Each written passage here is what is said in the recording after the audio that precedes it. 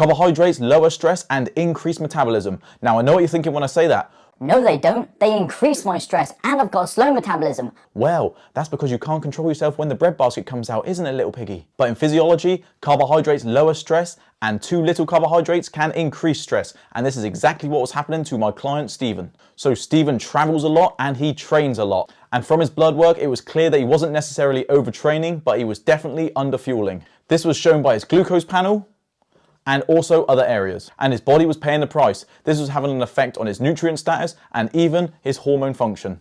All of this just because he wasn't consuming enough carbohydrates. So if you don't have adequate carbohydrates around, especially when you're exercising a lot, then your body has to mobilize fuel from elsewhere. And one of the ways in which it does this is it does it by increasing cortisol. One of the roles of cortisol is to break the body down to utilize it as fuel. This is why people get scared of cortisol. Acutely, this is exactly what we want, but if this happens chronically, then this is when it can become an issue. If cortisol is increased for a while, it can have a knock-on effect to other places, one being thyroid function. So one of the enzymes that converts T4 to T3, which is the active form of thyroid, gets inhibited, therefore your metabolism will start to slow down. So by assessing Stephen's blood work and now working with him full time, have a guess what the first thing we did was?